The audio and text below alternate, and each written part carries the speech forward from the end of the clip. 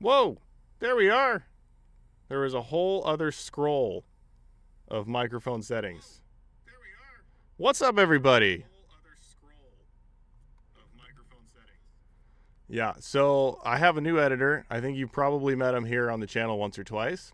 And on this computer, he messed with a couple settings so that we could do podcasts, or so that Jay and Nat could do podcasts on it. I am not familiar with the interface. Anyhow, how's it going, everybody? It's your boy, Editor John Shoots, making some noise for the infamous JayBratt, who is down in San Francisco, unable to join us, but will be joining us via live. He'll be there in person. To any of you who haven't realized already, I am not indeed JayBratt. So you'll have to make do, unfortunately, with the editor. I am sleep deprived. I am caffeinated. So we're going to have a great time today. MetaConnect 2024. Talking about potential Quest 3S, new headset. Talking about, oh goodness, so many things. AI, I'm sure, will come up as a resounding theme.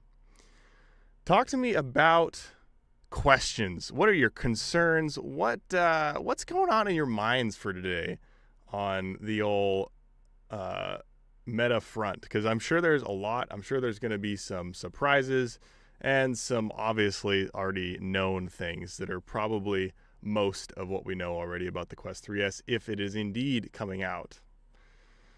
Nazy, this is not JayBratt. I'm glad that you realized.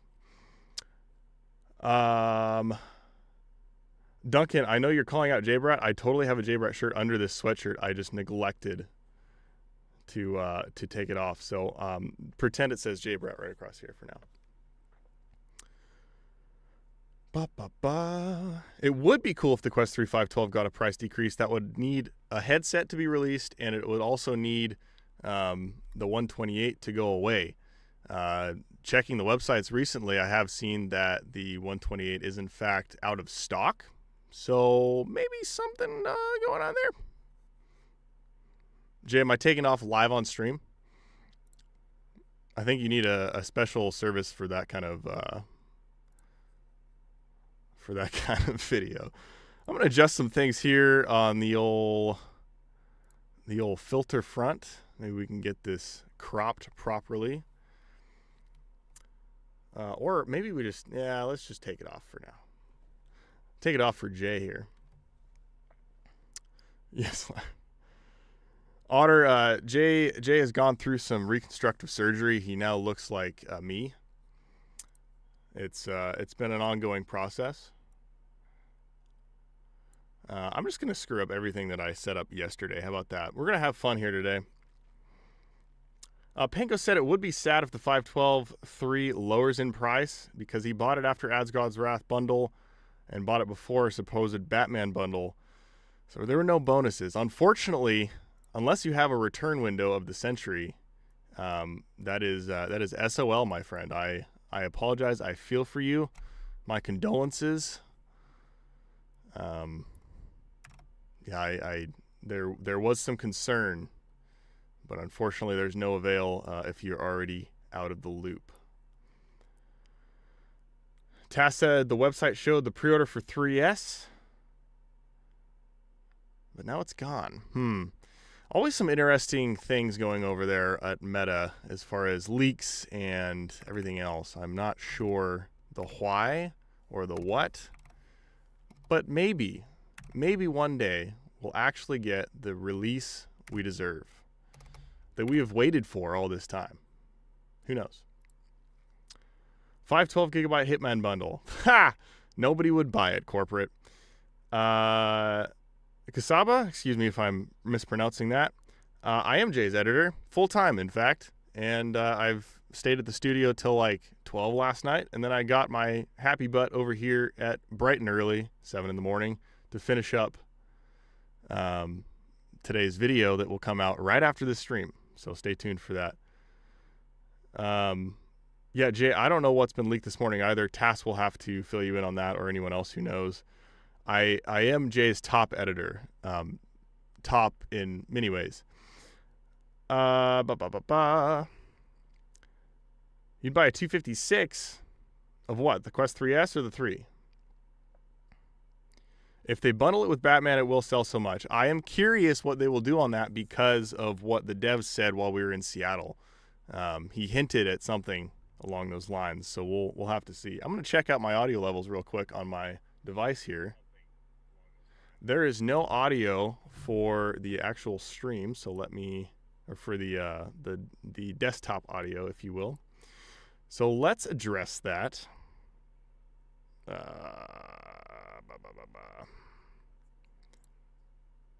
I feel like now is that coming through? Yeah, it's nice. It's soothing. It's MetaConnect 2024 will begin shortly music. Excellent.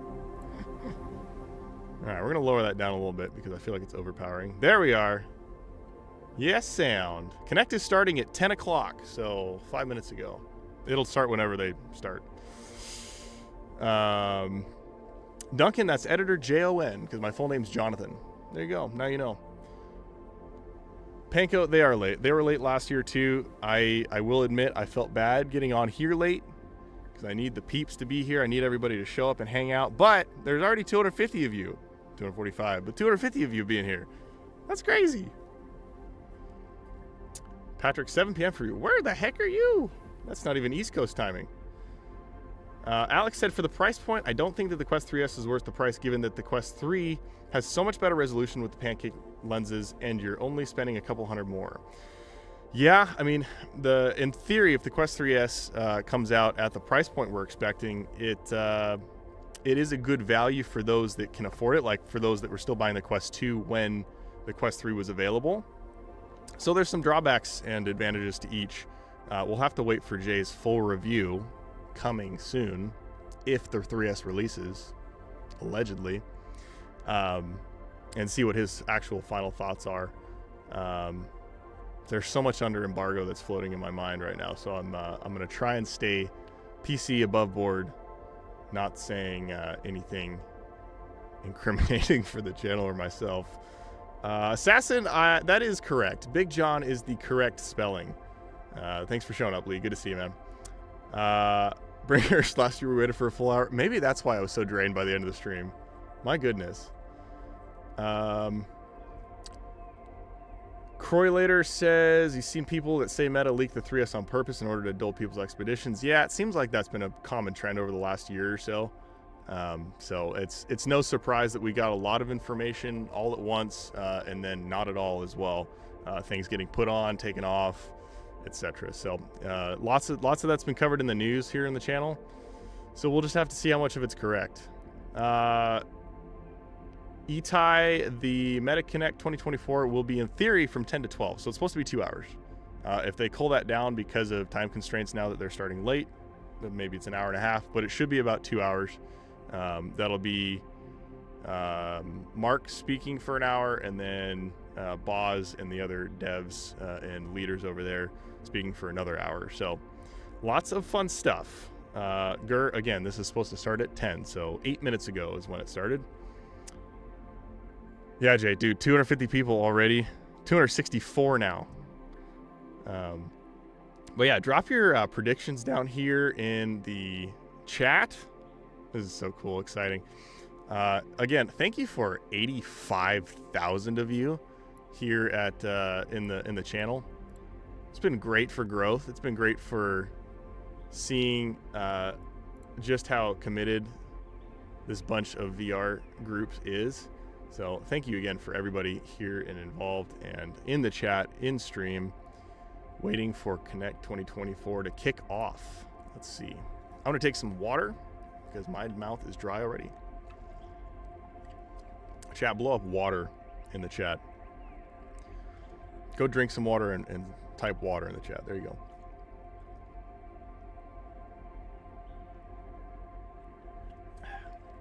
Harshal says, prediction, I won't get a Quest 3S. Well, your prediction's wrong because you can go to link.tree, I think it is, link.tree/JayBratt and enter a giveaway.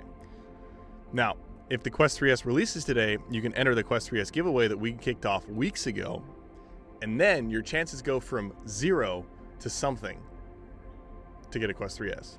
So your prediction has now been debunked, sir. Funny moments, thanks for water. Appreciate that in the chat. Combo says he bought the Quest 3 and the analog on the right controller felt cheap. So he went back to the store to get a new one and bought the new Quest. And then he had the same problem but on the left. I can't speak to that. I don't think Jay and I have had any issues with the controllers themselves other than occasional tracking issues. But, I mean, yeah, keep throwing it back at them. It's not like they don't have replacements. Raven, it's supposed to start at 10. So 10 minutes ago it started. Patrick, that's okay that you have to go to the grocery store. It's okay that you have to get food. Go feed yourself. Go make yourself a meal. We'll still be here in a couple hours by the time you're back. Ben, you can watch it right here.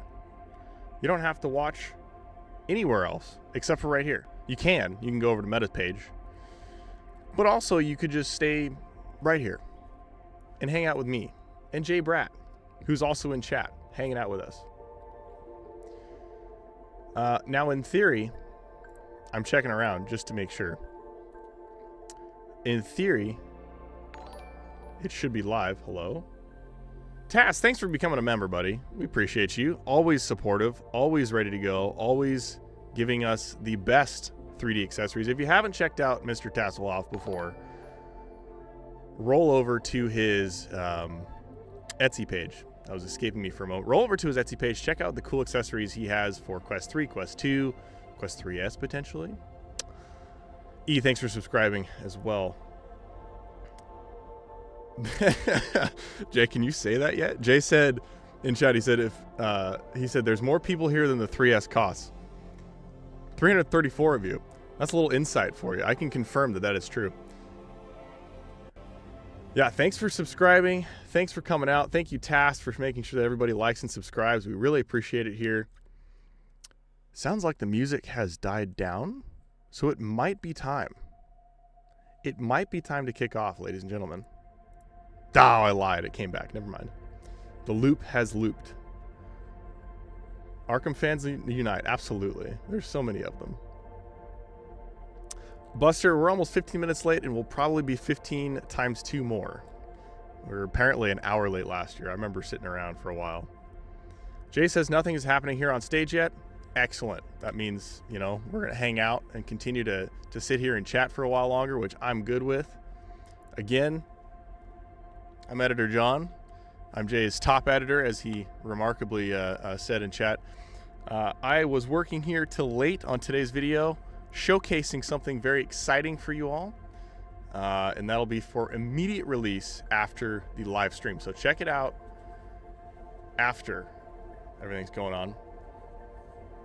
Kira says, new free VR game coming out tomorrow called Dimensional Double Shift. Check it out, I guess.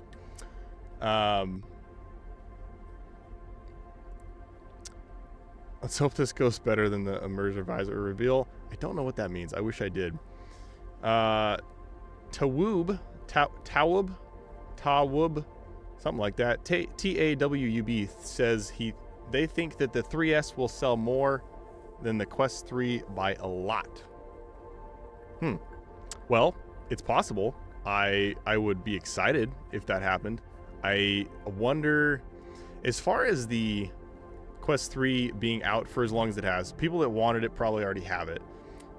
If there's a more enticing deal that drops, that might be a minute 56 in theory. That might be good news for people that want to get it at a better price point. But the Quest 3S, again, is going to be more an entry-level jumping in point. So we'll see as far as what people want to do and what they want to jump into with the advantages and disadvantages of the 3S. Looks like we got a minute and a half here. Jay has not confirmed nor denied that anything's happening. So perhaps we will get a real-life minute and a half countdown. Although last year it counted down and then shot right back up. 367 of you, thanks for coming out. We really do appreciate it. My chat in Streamlabs has now died, so I'll read it. Curry, yes, Meta Quest 3 is better for sure. Patrick said we need Meta to have this sell to have this to sell good. We would get more VR content and bigger future for Meta VR. That's true. You know, people were developing for the Quest 2 and the 3 individually for a long time.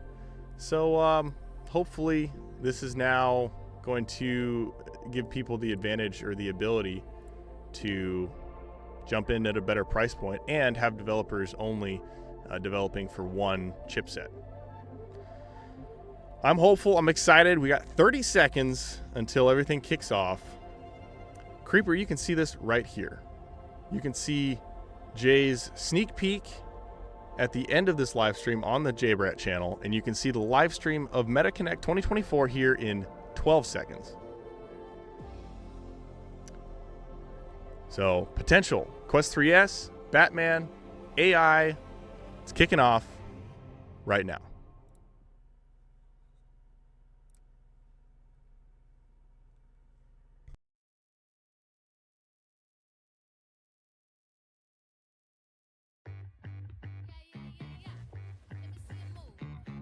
Let's go.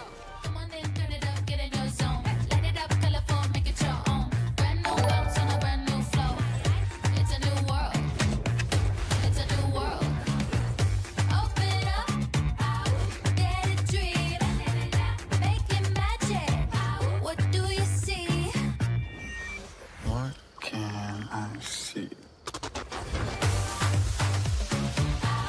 It's a new world. It's a new world. Welcome to the party. Welcome to the party.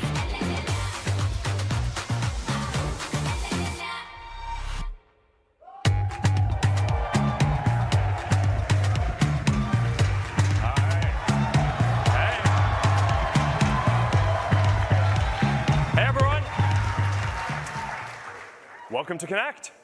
All right, we have a lot of stuff to show you, so we're gonna get through this pretty quickly. You know, it's been a busy year. It's been an exciting year, but it's been a very busy year. You know, a lot of the stuff that we've been talking about for a long time, right? Glasses, mixed reality, AI, it's happening, and you know, we can start to see how the future of computing and the future of human connection are going to look, and it's pretty awesome.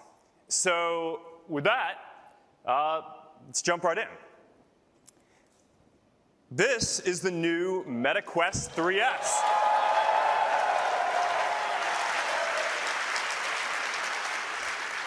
High quality mixed reality for $299.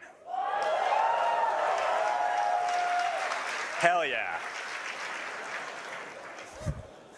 I've been waiting for this one for a long time.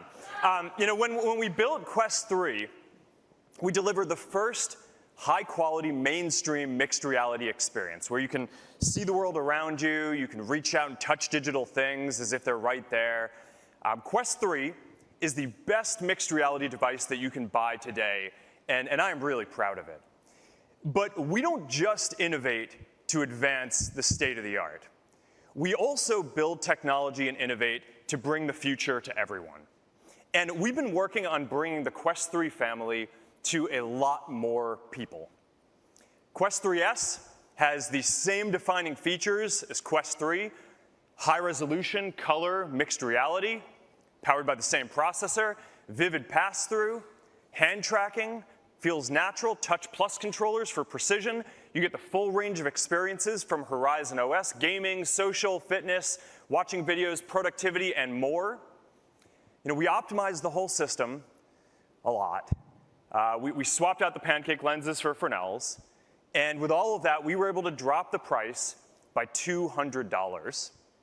Now, in the past year, we've made so many improvements and optimizations to the technical stack, to the effective resolution, to the latency, to a lot more, that all of the things that I just mentioned, mixed reality, hand tracking software, is actually better in Quest 3S at $299 today than it was in Quest 3 when we launched it a year ago.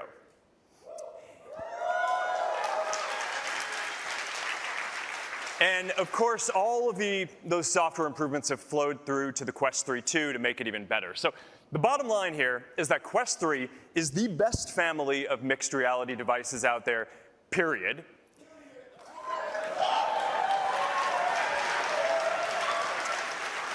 So whether you're looking to get started with the base Quest 3S, or if you want the top-of-the-line Quest 3 with 512 gigabytes and 4K displays, which is now just $499, the Quest 3 family, it's not just the best value, it is the best product available. All right, now let's check out how good this pass-through really is. We got my friend Kenny back again, wearing the 3S. Everything you're going to see up here is streamed from his headset live. This is what he is seeing. Yeah, it's sharp. All right, Kenny, what do we got? All right, now the first thing that you can see is that we have expanded the quality, the volume of content massively. Yeah, sorry to the dude next to him. Live demo artifact. All right. You can now run everything from 2D mobile apps to remote desktop for PC to fully immersive experiences all on one device. You can open screens, you can put them anywhere around you, you can have pretty much as many of them running as you want. You can put one on a wall if you want. I'm not sure if there's a wall that's in a close enough range that you can show. It happens.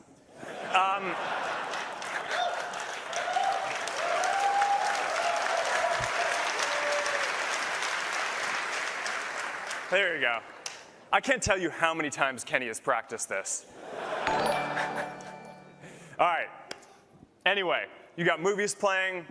I don't know where we are in the demo at this point, but the bottom line, I think we're at theater mode. All right, so for the best watching experience, you can take any of the screens, you can blow it up into a cinema screen that fills the whole space. It's great for watching Netflix. You got Amazon Prime Video, YouTube, the new Twitch app. You can bring it anywhere you go.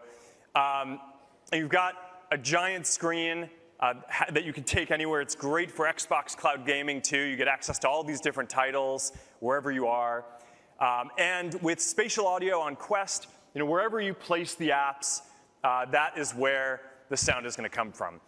Dolby Atmos is coming to Quest, so now you're going to be able to watch movies in full surround. It is pretty neat.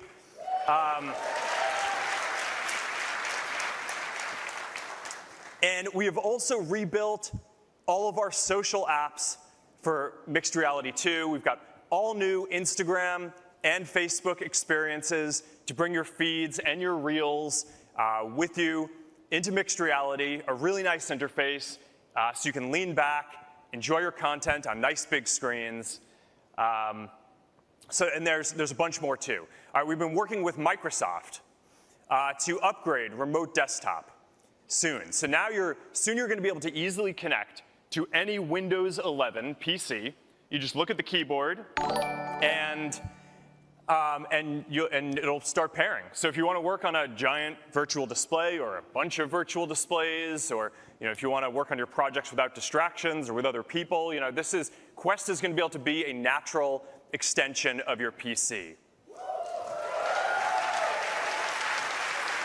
So this is the path to building a general computing platform, where it's not just games, although it's really good at that.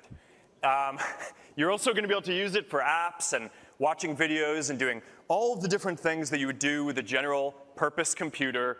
Quest is the full package. Now, we also keep improving the social experience in Horizon because, it's kind of our thing, right? And because a lot of the magic in mixed reality is, you have this technology that lets you feel this sense of presence. It's different from every other computing platform that has ever been built before. And it's different from anything that any other platform can provide.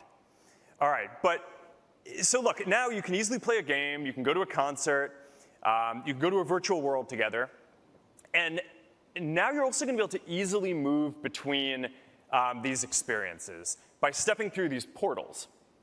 And we're introducing this. It's a new kind of primitive that we think is going to become kind of like the equivalent of a hyperlink in the metaverse. So we think that that's going to be a neat way to just jump around, and developers are going to be and creators are going to be able to add them to all these different spaces. And as you can see, we've also taken a step forward with the avatars. They're much better. More on that in a second. And you'll also be able to show up in more places with your avatars, including this YouTube co-watching, which is rolling out in beta next week, thanks to our friends at Google.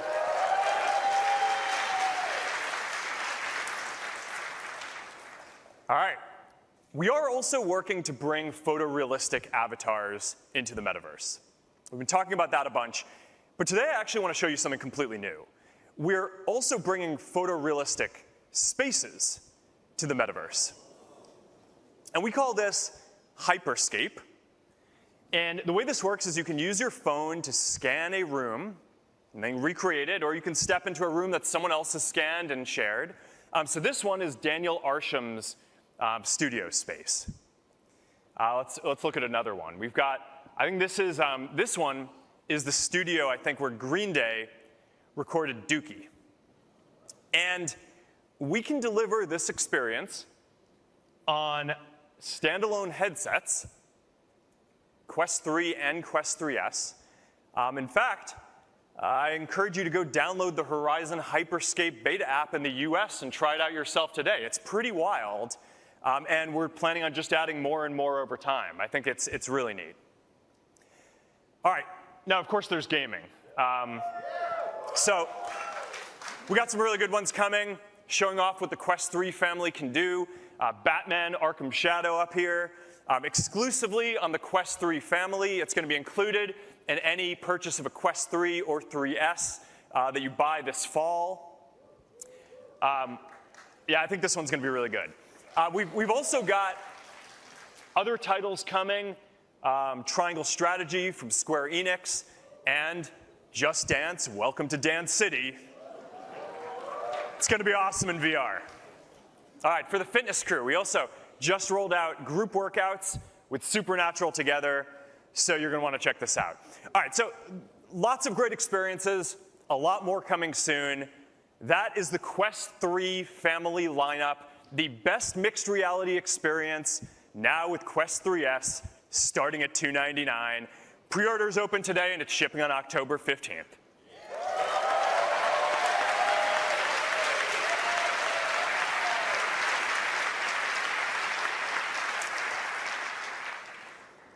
Let's talk about AI.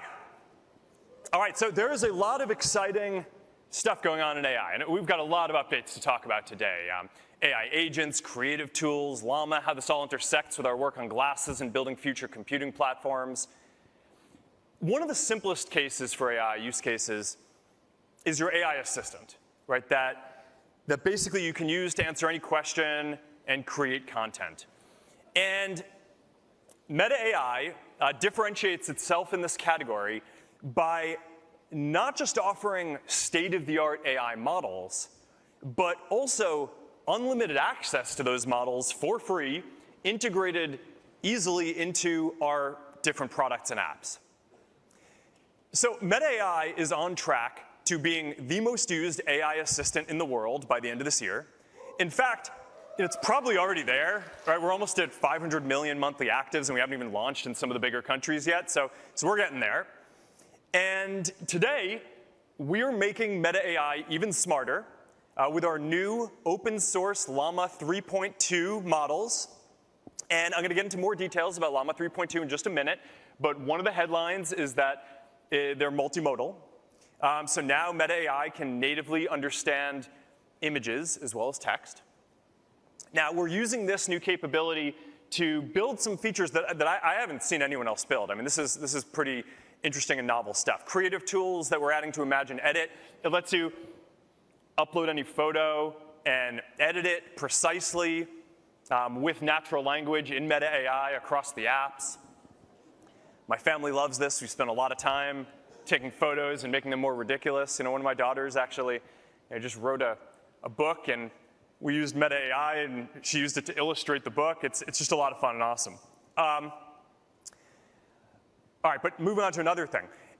This one I think is actually probably the biggest AI news that we have today. we're adding natural voice interactions to Meta AI. And you don't have to wait a while. We're rolling this out today and over the next few days. I think that voice is going to be a way more natural way of interacting with AI than text. And probably, I think it has the potential to be one of, if not the most frequent ways that we all interact with AI. It is just a lot better. So now you're going to be able to have natural voice conversations with Meta AI across all the major apps. You got Instagram, WhatsApp, Messenger, Facebook. We want to make this fun. All right, so in addition to the different system voices that we've built in that I think are pretty good, we've also worked with some of the most iconic voices out there to bring them to Meta AI, like John Cena, Judi Dench, Kristen Bell, Keegan-Michael Key, and Awkwafina. Should we try it out? Yeah. All right.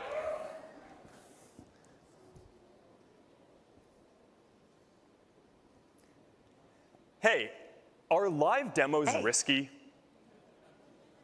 Live demos can be risky, yes. They can be unpredictable, prone to technical issues, and potentially embarrassing. However, they can also be engaging, memorable. But I'm going to do it anyway. Go for it. Just be prepared for anything to happen. Fingers crossed. Thanks, Awkwafina.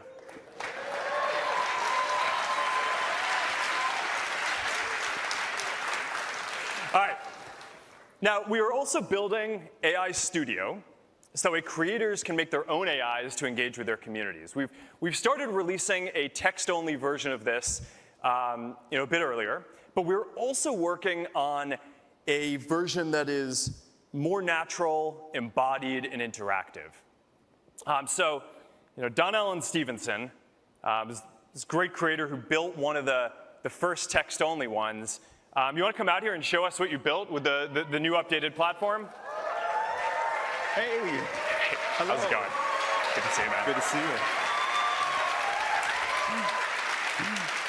All right. So you were one of the first creators to build one of these creator AIs with a text-only platform. Can you tell us what it does and your experience with it? Yeah, so for me, I've been treating my creator AI kind of like my digital assistant. So I've trained it on how I respond and how to engage with my audience. And then, it can send DMs, can share links to relevant resources, and then what else am I having it do?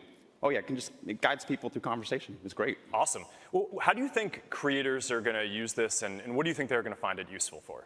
The main one is if you're getting a ton of DMs and you're missing the time to respond. My creator AI for me has been answering a lot of my frequently asked questions. Mm-hmm. And they get that response, and then it saves you time. I have time to go outside, take a break. And then the other thing is I have a lot of control over how it responds. So, I can have it trained on how I write in threads, how I do captions. Yeah. So all that control is oh, great, you speak the way I want you to speak. Yeah. All right, should we try out the new one? Do they know about the new one? Yeah. They don't yet, but they're about to. All right, yeah, let's do it. All right.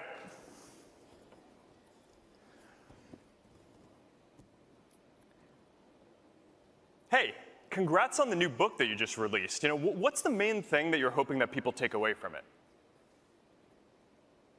Thank you so much. Yeah, the main thing I want people to take away from my book is the idea that you have the power to create your own opportunities by combining curiosity, adaptability, and resilience in a rapidly evolving digital world. I saw a video of the epic outdoor standing desk that you wrote the book at. Is being in nature and standing desk important for your creative process? Being in nature and using a standing desk is crucial for my creative process. It helps me think more clearly and come up with my best ideas. I'm way more creative and focused when I'm outdoors. All right, I'm going to try to stump you with this one. Do you have any tips on cattle ranching? I don't have any tips on cattle ranching. My expertise lies in technology and design, not agriculture.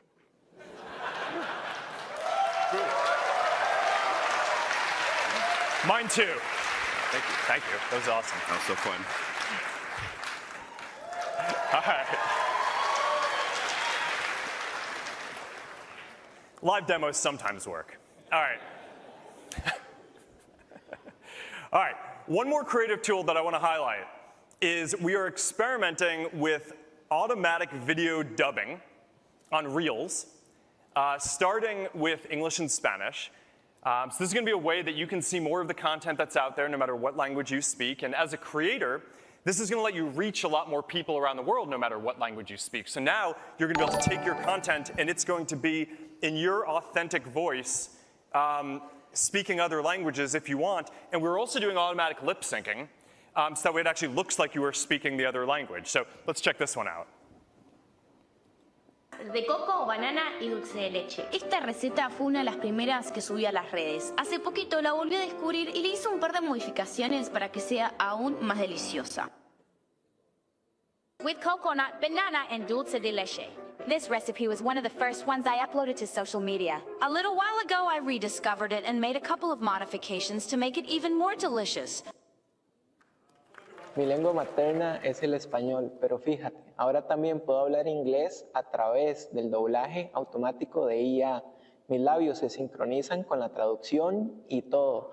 Es increíble. Qué cool poder conectar con personas y audiencias que hablen inglés. My native language is Spanish, but check it out. Now I can also speak English through AI automatic dubbing.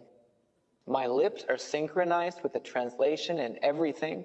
It's amazing how cool to be able to connect with people and audiences who speak English.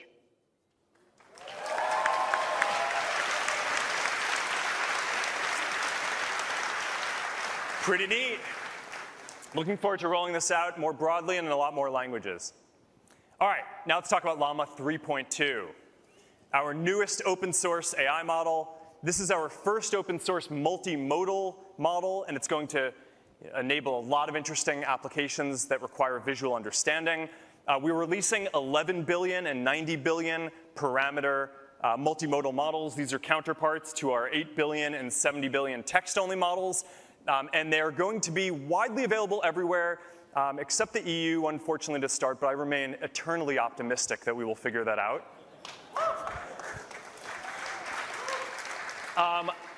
Now, we are also, in addition to that, releasing much smaller 1 billion and 3 billion parameter models that are optimized to run on devices.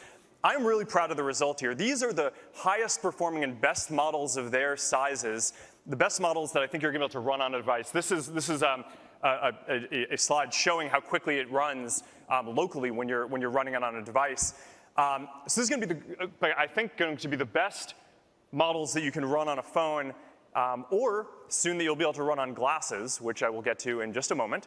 But the bottom line is that Llama continues to improve quickly, and it's enabling more and more capabilities. We're just adding more and more over time. And now that Llama is at the frontier in terms of capabilities, I think we've reached an inflection point in the industry where it's starting to become something of an industry standard. It's sort of like the Linux of AI.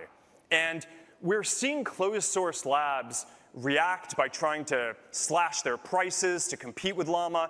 But look, I think the trend and trajectory is pretty clear, and we know where all this is going. I think open source is going to be, already is, but is definitely going to be the most cost-effective, customizable, trustworthy, and performant option out there for developers to use, and I'm really proud of the work that we're doing on this.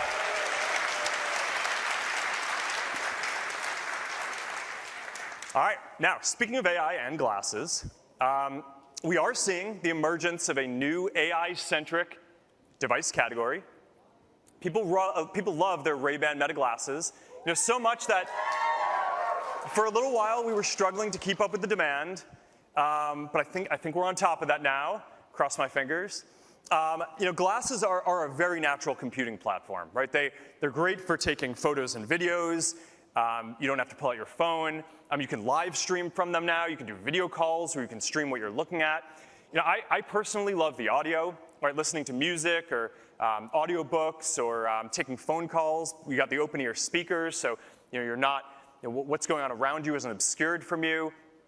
But one of the most important things about this is they're also just good-looking glasses, right? Because the reality is that most of the time you're not using smart functionality.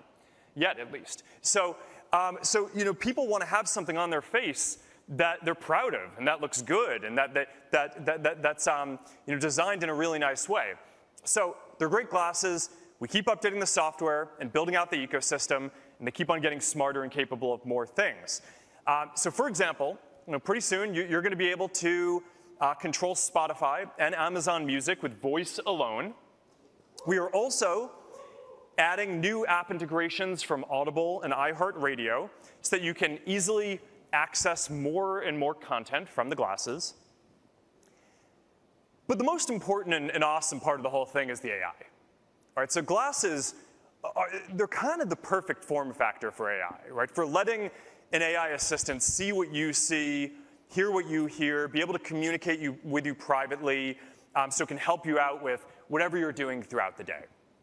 And we keep upgrading the AI with these iterative releases, and we've got a particularly big set of releases coming up over the next several months that I'm going to talk about today that I'm really excited about. So let's start with the smaller things. We'll kind of build our way up. All right, so first, we're making it more natural and conversational. So now, instead of having to say, look and tell me when you want to use the camera or use multimodal AI, you're just going to be able to say, hey, Meta, what kind of smoothie can I make with these? And instead of having to keep saying, hey, Meta, every time you want to talk to it, you're just going to be able to keep the conversation going. So small improvements, making it a lot better and easier to use. All right, next. We are adding the ability for the glasses to help you remember things.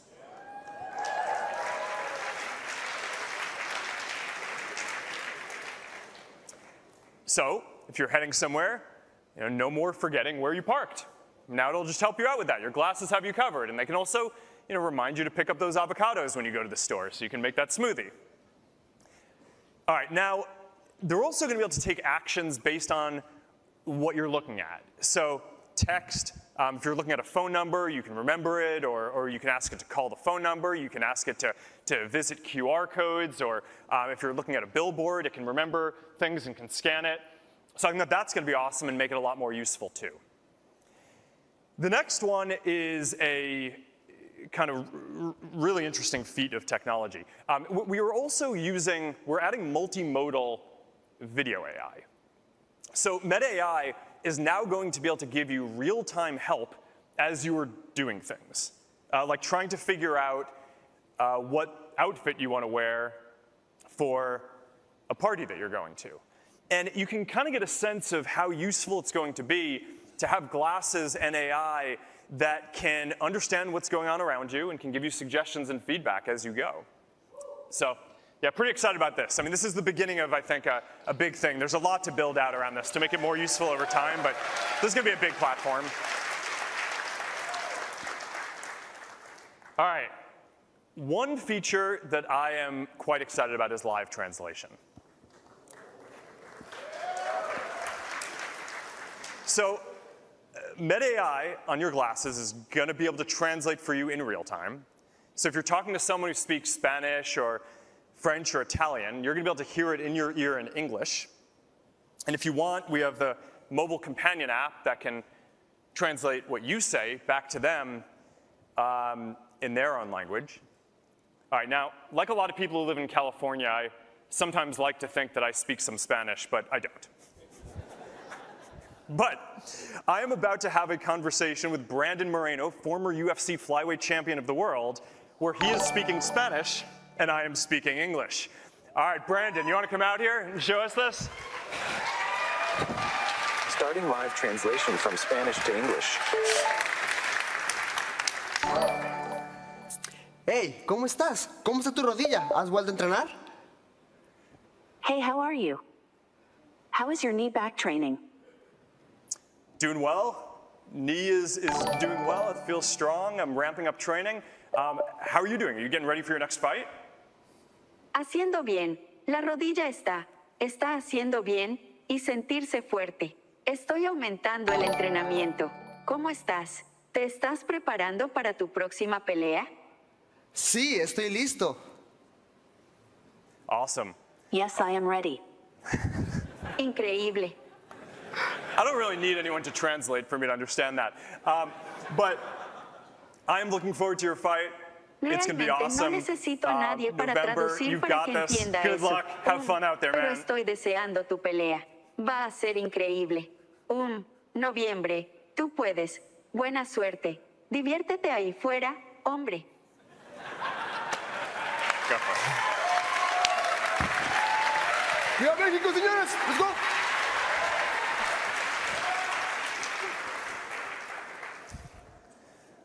The demo gods are looking somewhat favorably upon us.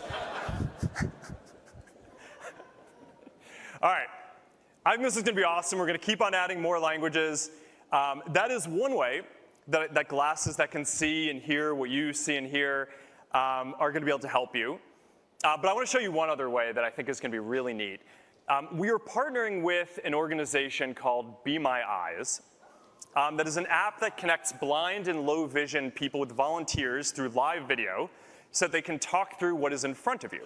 And this has been very successful on phones, but I think it's going to be even more amazing with glasses, because now you're going to be able to do a call through your glasses, and the volunteer is going to be able to see what is in front of you, what you're facing with your glasses, and is going to speak to you in your ear and explain it to you while you have your hands free and are just going about your day. So I think that not only is this going to be a pretty awesome experience today, but it's a glimpse of the type of thing that might be more possible with always-on AI that will be, I think, just incredibly powerful with glasses in the future for a lot of people to have all the time. So I'm grateful to these guys and excited to roll this one out.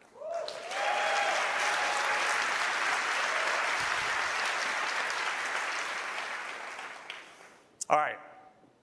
Now, the more useful that the glasses get, the more that people want to be able to use them anywhere, right? So not just outdoors, but also indoors. And for a lot of people, getting sunglasses is sort of an easier jump to make than making it your main glasses. But fortunately, our partner, EssilorLuxottica, is the best in the world at making optical lenses, and that includes both RX and prescription lenses, as well as transition lenses. And the transition lenses especially are getting really good. They're really fast. So you go outside, they get dark. You go inside, they get light really quickly. And now we are bringing the full range of EssilorLuxottica transitions lenses to the Ray-Ban Meta glasses, so that way you can go get them in prescription, optical, transitions, or sunglasses, whatever you want. You're going to increasingly be able to use them anywhere you go. As they get more and more useful, I think a lot more people are going to want glasses that they can take indoors, outdoors, everywhere that they go. I think this is going to be a big deal. All right.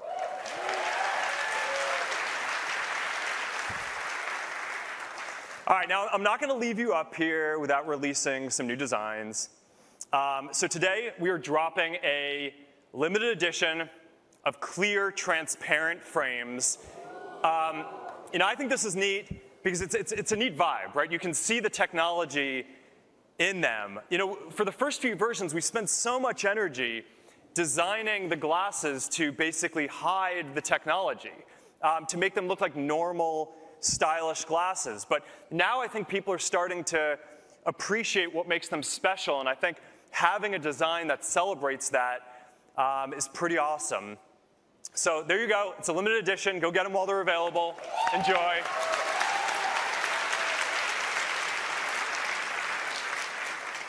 All right, so this whole category of AI glasses it's taken off a lot faster than I expected. I actually thought, if you'd asked me a few years ago, I would have said that we were going to have to wait until we had full holographic AR glasses for glasses to become a mainstream product. But between the really impressive advances in AI and just the fact that these are great glasses on their own, even when you're not using any of the functionality I just talked about, this has become a real hit. And I'm really proud of this, really excited to be working with our partner, EssilorLuxottica, and for the exciting roadmap that we have up ahead of just really amazing things on the horizon. Now, with that said, we've also been working on full holographic AR glasses for almost 10 years. Almost 10 years. And that is still the full vision that we're working towards. And I have something that I want to show you today.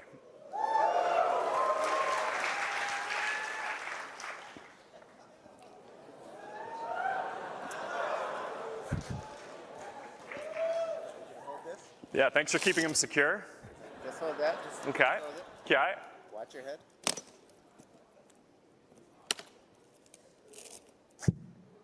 Close that for me. Thank you. All right, here we go. There you go. This is Orion, our first fully functioning prototype, and if I do say so, the most advanced glasses the world has ever seen.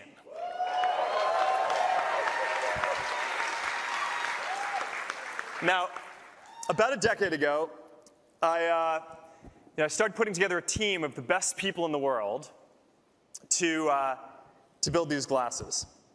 And the requirements are actually pretty simple. But the technical challenges to make them are insane. They need to be glasses, not a headset, no wires, less than 100 grams. They need wide field of view, holographic displays, sharp enough to pick up details, bright enough to see in different lighting conditions, large enough to display a cinema screen or multiple monitors for working wherever you go, whether you're in a coffee shop or on a plane or wherever you are. And you need to be able to see through them. And people need to be able to see through them too and make eye contact with you. Right? This isn't pass-through. This is the physical world with holograms overlaid on it. So if someone messages you, you will see that. And instead of having to pull out your phone, there will just be a little hologram, and with a few subtle gestures, you can reply without getting pulled away from the moment. Or if you want to be with someone who is far away, they're going to be able to teleport as a hologram into your living room, as if they're right there with you. You're going to be able to tap your fingers and bring up a game of cards or chess or holographic ping pong or whatever it is that you want to do together. You can work or play or whatever. Building this display is different from every other screen that you have ever used. And that is because it is not actually a screen. It is a completely new kind of display architecture with these tiny projectors in the arms of the glasses that shoot light into waveguides that have nanoscale 3D structures etched into the lenses so they can diffract light and put holograms at different depths and sizes into the world in front of you. And all of that is directed by custom silicon and sensors that we designed and powered by a battery that fits in the arm of the glasses. It is an absolutely incredible amount of technology to be able to miniaturize and fit into a pair of glasses and a small puck that goes with it to help power the whole thing. All right, so how are you going to interact with the glasses? Well, there's a few ways that this is going to work. They're going to do voice and AI.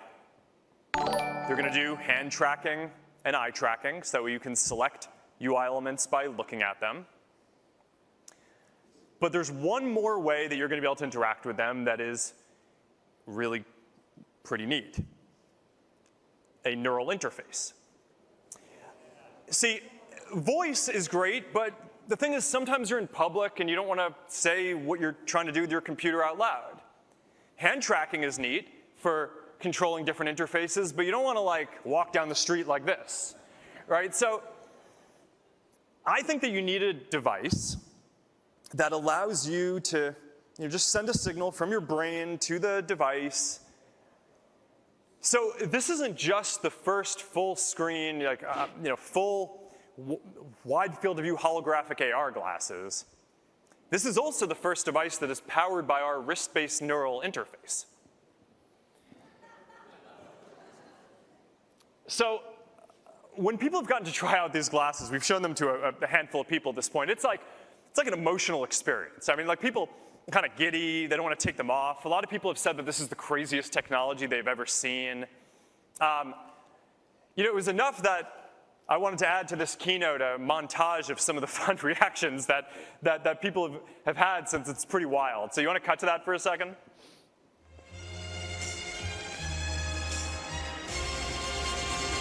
My God. Ah. Wow. Whoa. Well, that is insane. The weight of this is just such a game changer. It's comfortable. Yep. 100 grams is This is a big deal. Wow, it's super sleek already. This side and no cable. Yeah. I mean, that's freedom. Really nice. Yeah. Oh, your Kodak avatars. He is 3D. Yeah. That's nuts. Can you wink at me? No way. The multitasker in me is loving this. This is pretty crazy that I can do 4 things at once. The head tracking is good. The brightness is good. The color contrast is good. Field of view is excellent. I see it super clear. It's crazy responsive. Learning with these will be amazing. Like piano would be insane with this, right? Yo, this is crazy. That's crazy. That's crazy. This is like breaking the 4-minute mile. It's so fast. Tracking is extremely good. Such good sound design, too. Wow, and she's so clear. When this became the television, that became the radio. Yep.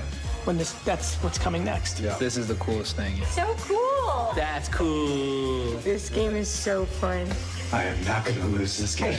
I'm playing with a 3D avatar. I see you're very focused now. Yeah, very focused. You really do kind of feel like a superhero. Like a new sense, new dimension. Wow. This can be just a whole new world.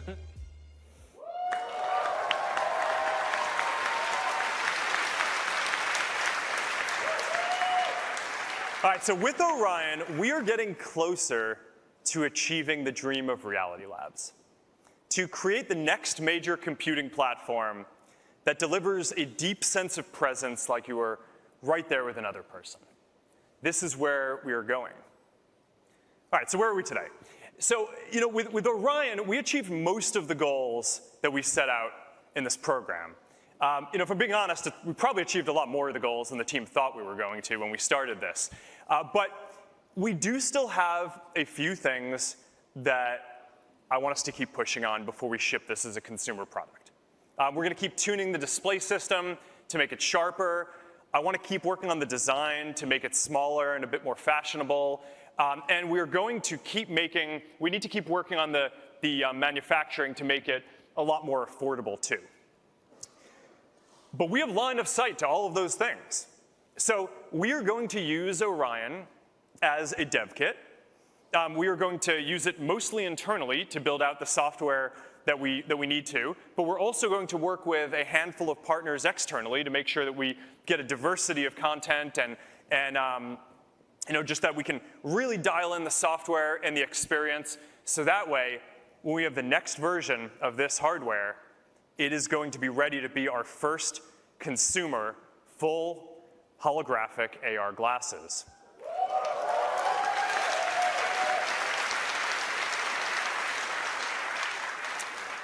But for now, I think the right way to look at Orion is as a time machine. These glasses exist, they are awesome, and they are a glimpse of a future that I think is going to be pretty exciting. All right. We covered a lot of ground just now. Quest 3S, high quality mixed reality for $299.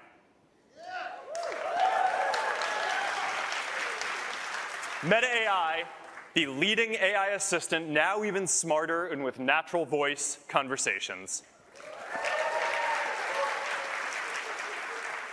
Llama 3.2, including the best open source multimodal models and best models for running on device.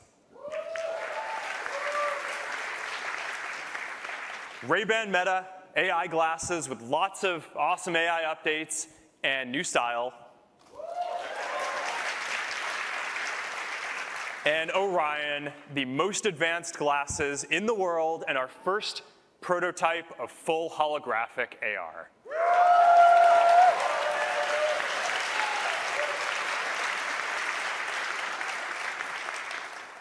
Told you we were busy.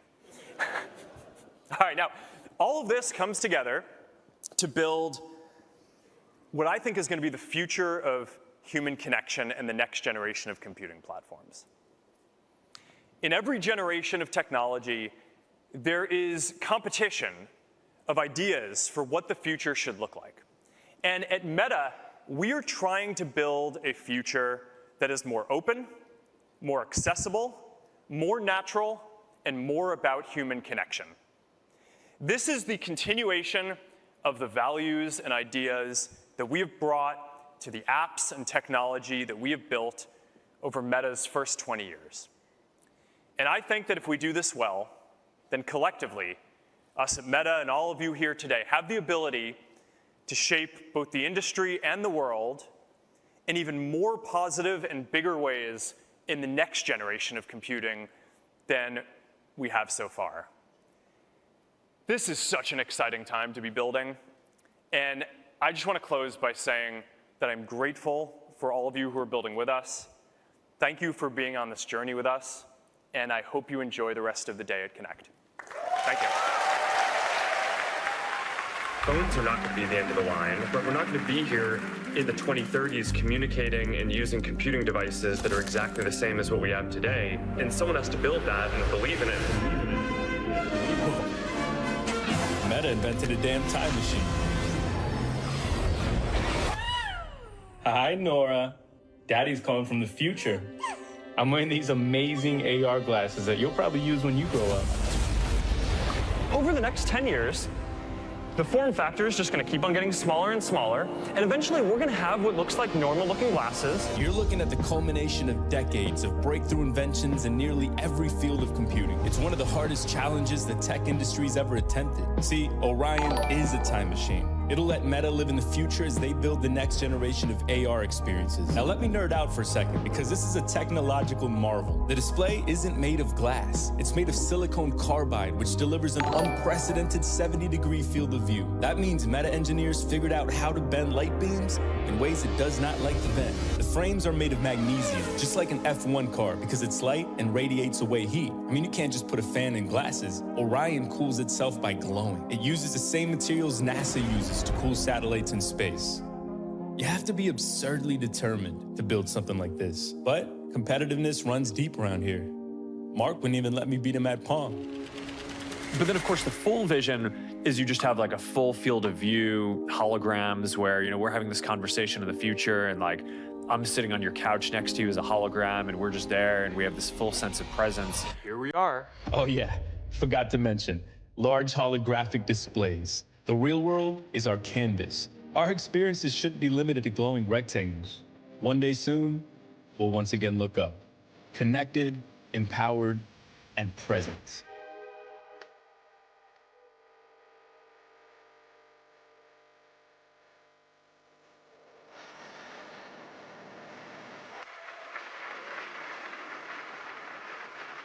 Please welcome to the stage producer, writer, and director Matthew Vaughn.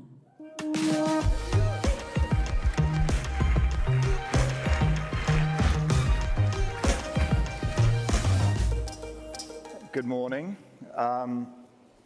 Following that, it's not an easy task. I sort of feel like I'm at the Oscars coming after Chris Rock slapped Will Smith and thinking, how do I top that? Which I'm not going to. But what I am going to say is, I'm also not meant to be speaking about Orion, but I used it yesterday, and I did a movie called Kingsman, which 11 years ago, we imagined a world where super spies had super glasses. And in film, temperature, smell, it's hard to convey. I have used it, and it blew my mind. So what I'm about to show you is sadly not as good, but we tried, so that's all I can say.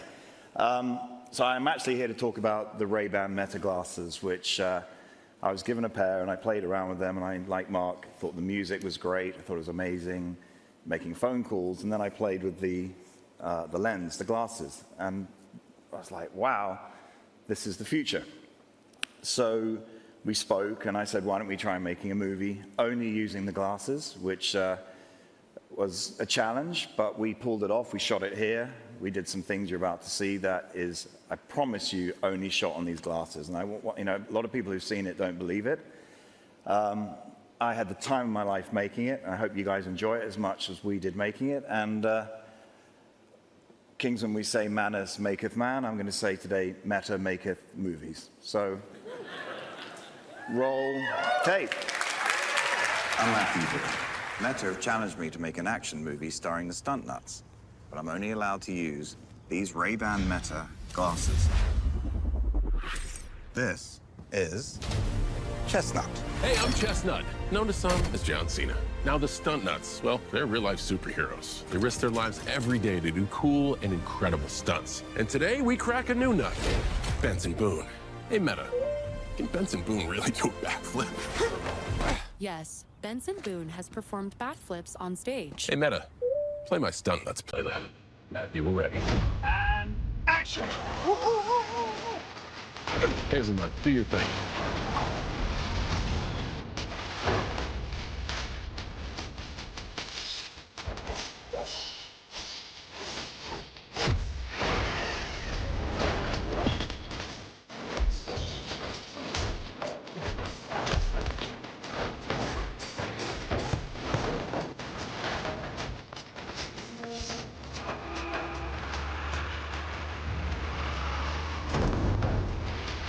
Action! Play back, please. Pretty damn good.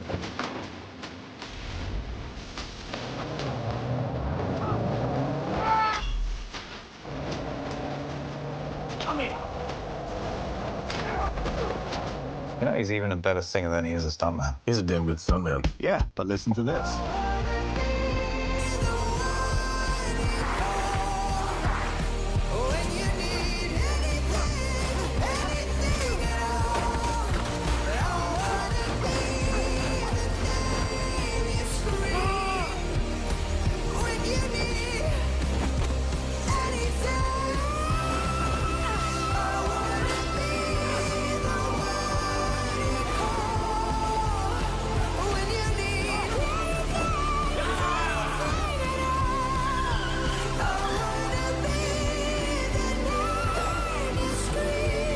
Me again.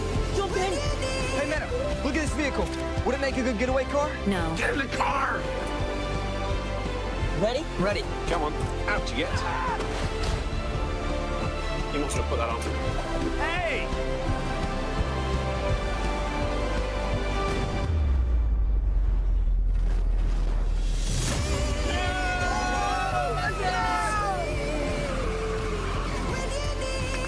Benson, congratulations. Allow me to be the first to welcome you to the stunt nuts. You are now Go Nuts.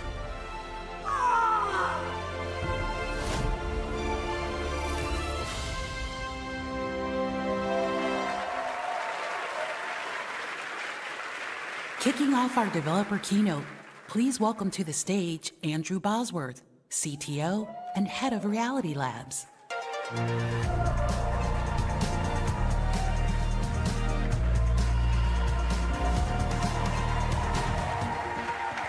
All right. Welcome to the developer keynote. This is our 11th year coming together at Connect. And we try to get a photo of all of you every year. This year we'll do it a little differently. Everyone just smile, please. All right, now with that done, I'm starting to kick this thing off. Now this section is dedicated to those of you who have been pioneering this space with us. And in that spirit, I would like to start with an apology. We have not made it easy to develop for our platforms. And I want you to know that we know that, and that we're very sorry. You see, over the last decade, the ecosystems we're all building have been in constant state of change. The people in this room right now have been on the front lines of this, so you know better than anyone else. We've got a bunch of AI developers with us today, and a whole lot of Quest developers. And it might be that the thing that you all have the most in common is that the ground has been constantly shifting under your feet for years now. Change like this can be exciting, right? It's an inevitable part of building new technologies. And it creates a lot of new opportunities, which you've all been wise enough to jump on. But of course, it can also be incredibly messy. And we know it's been a tough ride for developers over the last couple of years. So for the last year, we've really put in a ton of work that we think is going to make your lives a whole lot easier. And we're going to keep sustaining this focus for years to come. Now, so today you're going to hear all about it. First, we're going to talk about how we're making it easier to build for Meta Horizon OS, and then building with all of our open source AI tools. On Horizon OS, the fundamental capabilities of our hardware have obviously shifted every few years. And we think we've been through basically 3 major eras over just the last decade. When we first began working on this with the Oculus Rift, the headset was basically a high-end peripheral for a gaming PC. Now, it was a revolutionary device that really inspired us and showed us what was possible with VR. But of course, the limitations of being tethered to a computer were pretty obvious. So the second era was about getting it all working in a standalone platform. And this is what Quest has been all about, building out something that can scale to millions and tens of millions of devices that can find a place in people's lives. And I think we've entered the third era of mixed reality with Quest 3. Getting really good, high-resolution mixed reality with enough compute to take advantage of it was really the missing piece that makes this system so much more approachable to so many more people. And with the Quest 3S, we expect another huge influx of people joining the ecosystem. So with the way that MR has landed, we now have this stable hardware architecture to build on. To be clear, there's still plenty of innovation to come, but things like face tracking and eye tracking, or better displays, or better form factor, they don't fundamentally alter the core platform. And that means that we can expect stability for generations to come. And that stability means software side can improve at a much faster rate. And we can invest much more in infrastructure, trusting that those investments will stand the test of time, and that those gains will start to compound, benefiting everyone at the application layer. So we now have this core hardware platform for the metaverse, which means we can spend all of our energy focusing on an operating system for the metaverse. And you'll be hearing all about that from my colleagues Mark and Igerim in a minute. And then you'll hear from Chris and Rashad about AI, which is probably the only ecosystem that has been on an even wilder ride than VR the last couple of years. For years now, the AI race has been all about building the frontier models. But we're now in actually a much more exciting period as developers are racing to build AI-native products that become part of people's lives. The full stack of technologies needed to work with AI is really starting to take shape. Internally at Meta, our work in AI went from really exploring what was possible to getting it into all of our products as quickly as possible and making it matter for billions of people.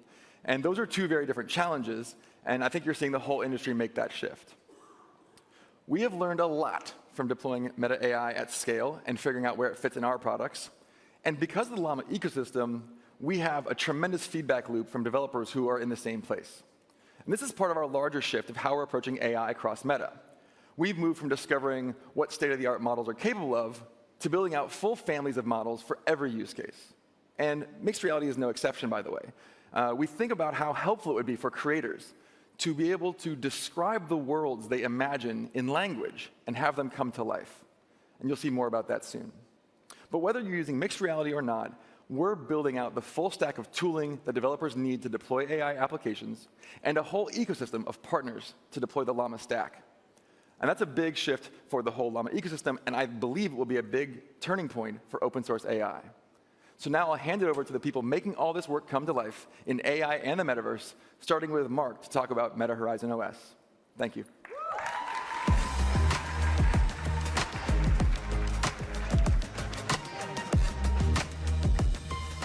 Welcome to Horizon OS. We're building the first ever platform that truly combines 2D apps and the immersive 3D experiences that you can only get in a headset. And not just one mode at a time, but together, with 2D apps running inside virtual and mixed reality worlds. That's the traditional running inside the new.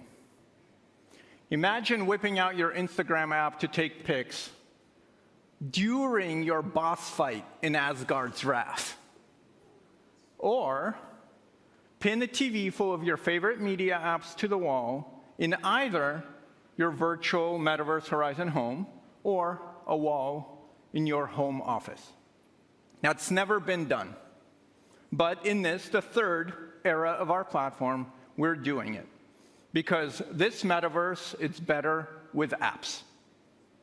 And to make it a reality, well, we have to make it so easy for developers to build pretty much every kind of software there is. 3D games? Yep. Mobile-style apps running inside 2D screens? Yes.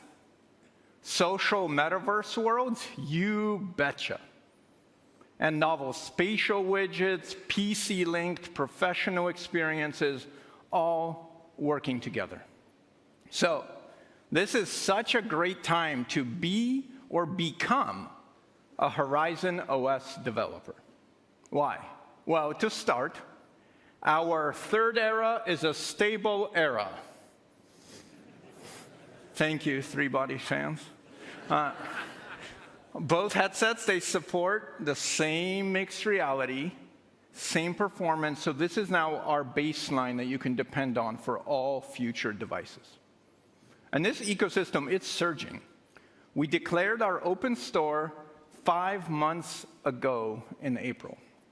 And since then, I'm proud to say, we have 10 times more apps in the Meta Horizon store.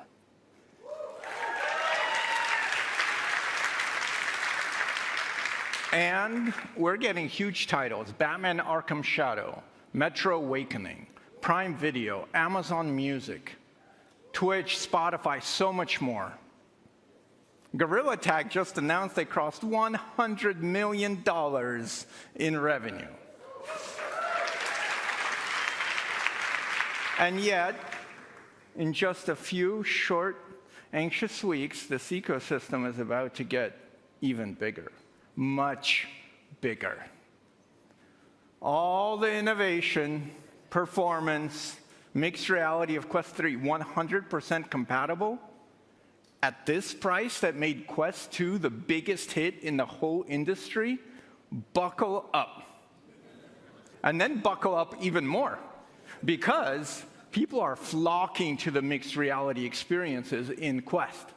We dramatically improved how spatial panels work in Horizon OS.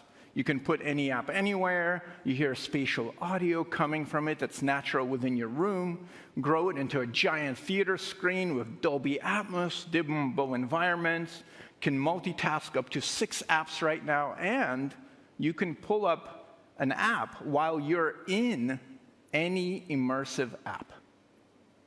And now, more than half of people in the Quest ecosystem use browsers or 2D screens.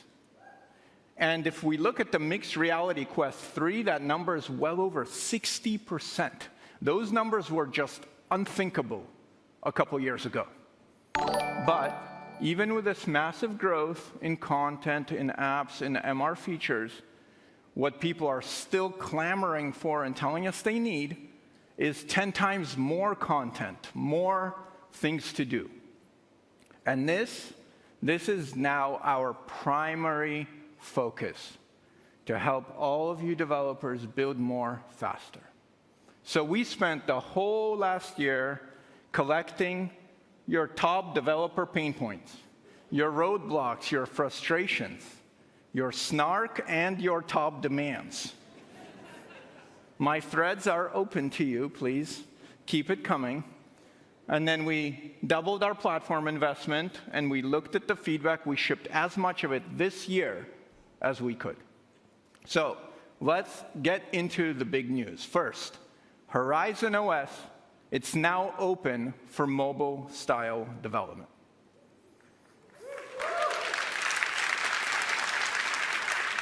We know that developing with traditional immersive game engines, it's so powerful.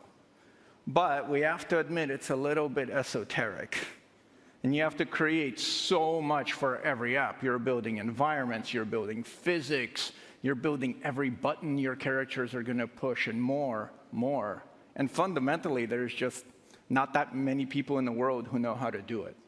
So today I'm pleased to announce that if you can build for Android, you can build for Meta Horizon OS. In your favorite language, your favorite IDE. And to get all of you just in there, we have completed the open store transition we started in April. App Lab is done. Everything is migrated, and starting today, our open store, it fully welcomes 2D and spatial apps. So get your submissions ready. At long last, we have finally cured curation. Every app, 2D, 3D, it's all in one store, discoverable. And to help you build these amazing new apps, we're launching a whole new way to build spatial experiences for Meta Horizon OS. That's the Meta Spatial SDK. It lets you take your normal mobile app and just break out of flatland, get out of the rectangle. You can add native spatial features like floating interactive 3D objects, take over with 3D environments, add atmospherics, play immersive media, and so much more. And we also have a new metaspatial editor, which helps you turn your 3D assets into compositions, all without any coding. For example, we used Metaspatial SDK, and it made it so easy to add 3D panoramas and 3D spatial videos in our media viewer in the system. And for a lot more examples, check out our showcase apps that are available in the store right now. They're fully open source. And then, even for all the apps without Spatial SDK, we made all the fancy panel features, that's resizing, theater, spatial audio, background running, multitasking, handling all the hand and controller input. We made all of that fully available to all 2D apps by default. So you get all that spatialness of Meta Horizon OS just for free. This is a brand new way to build on our platform.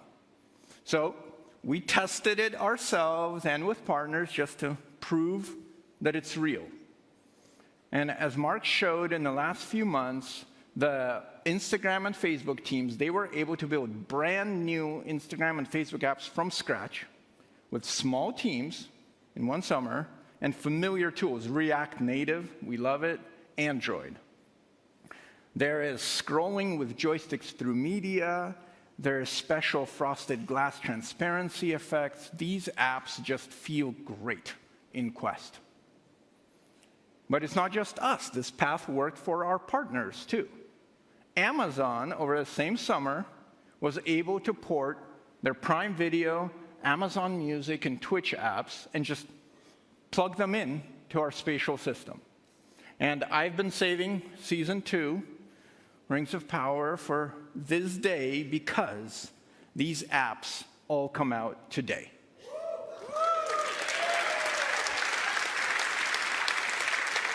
Now, the work to port these, it proved that it's not free to get your app into Horizon OS if it already exists, but porting it is so rapidly doable.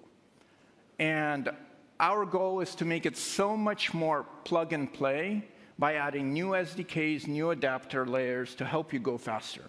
And we really welcome your feedback on what you need to do that. My earnest hope is that this reduces tenfold the cost to land something amazing in the headset, while increasing tenfold how many developers out there have a skills and ability to take a shot at it. But do you need an even easier way to get your toes in the water? Does app development just get you down? Do you have native app-itis? Well, we have something for that. Our improvements to browser and WebXR bring all that spatial goodness to the open web. These web-based, thank you. These web-based experiences do everything, and they just feel so good in the headset. Take Spotify. It has background audio. It multitasks on top of any other app. It's web-based. It has a separate system volume control. So step into your backyard, drop down an easel from your favorite VR painting app that's not really there, open up Spotify. Is this an immersive app in mixed reality mode with a web-based panel app composited by Horizon OS onto your view? No, it's just blissful and chill.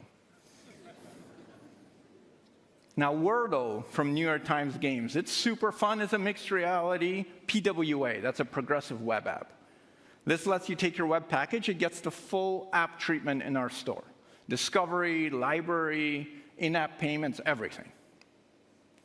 So between Android-style development and web-based, if you're a developer of pretty much any kind, you probably have the skills today to be a Horizon OS developer. Now, for the stalwarts, the XR devs, those of you who have been with us through generations and generations building up this platform, let me hear you. We have great stuff for you, red meat for the base, if you will. After opening our store, you made it clear you wanted that. Our focus is threefold. One, performance. This is a standalone device. We have to work hard to make things look good. Two, speed. Iterating on the device is slower than other platforms. We have to get faster at iteration.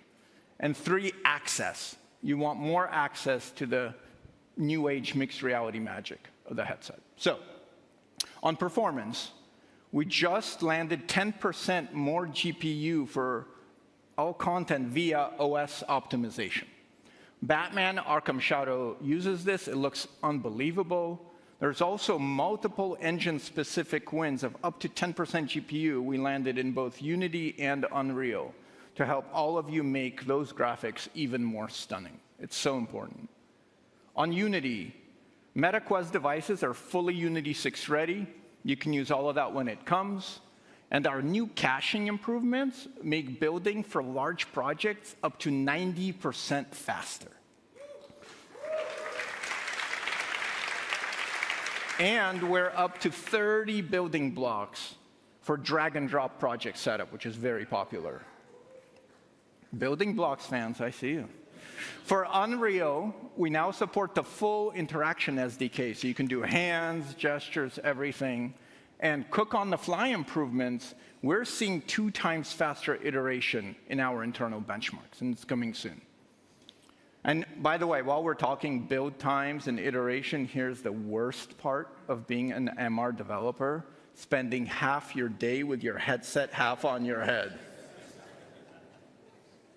Your poor forehead, your poor hair. Well, fret not. With big improvements to our Meta XR simulator and utility kit, so many more changes are testable right on your computer. We have full 6DoF controller support connecting to the PC. We have simulated rooms for mixed reality, so you can test different scenes. We have full Mac support in the simulator, and so much more. And finally, the deep MR access you've been looking for. There is Depth API. With recent upgrades, you can now do dynamic, believable occlusions with much, much lower latency. Scene size. You can make experiences up to 2,000 square feet. And no more one-room limit, 15 rooms. When the zombie invasion comes, the hallway is no longer a safe space. Interaction SDK. We're launching micro gestures, whole new hand input modality, little scrolls, swipes, clicks, all on your hand. If you want to add hands to your game or app, but you need locomotion, this may be the first ever good solution. And we wanted to enable you to take a shot, so we have full open XR support. So if you build this on Horizon OS, you want to take that show on the road to other platforms, you can.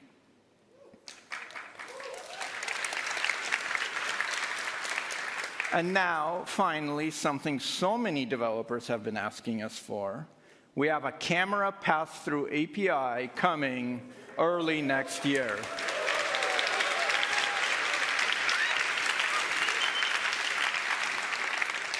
This will enable all kinds of cutting-edge MR experiences. You got tracked objects, AI applications, fancy overlays, scene understanding, so much more. Testing very soon. Some of you have been blowing up Boz's and my socials on this almost every week. So now you better build something great. You know who you are.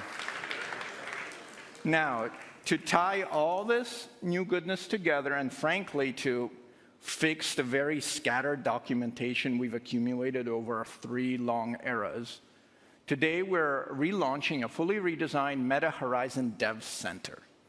Biggest wins are fully overhauled search, way improved navigation for all your app management needs, fully consolidated documentation. So no matter how you choose to build or which SDK you use, you will find help right here. And you'll also find brand new human interface guidelines that will help you build for mixed reality in a way that just feels so natural. Now, the next layer, it's so important, but so hard to roll on your own, is the social layer. Presence, identity, avatars, multiplayer, world building. As Mark said, this is kind of our thing. So I'd like to introduce Igrim, who will talk about all the social fabric that we've built that underpins Horizon OS, and how all of you can build with it, whether you're a developer or a Horizon creator. Igrim.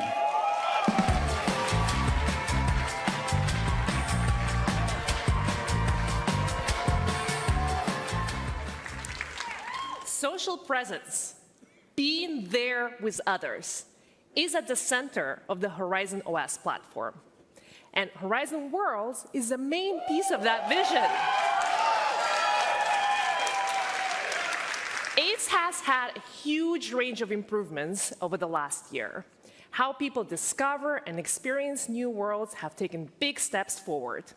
And visual quality and performance both got a lot better. Just look at this example of giant paddle mini golf from last year on the left versus how it looks like today on the right. As a result, usage across Horizon has grown fast.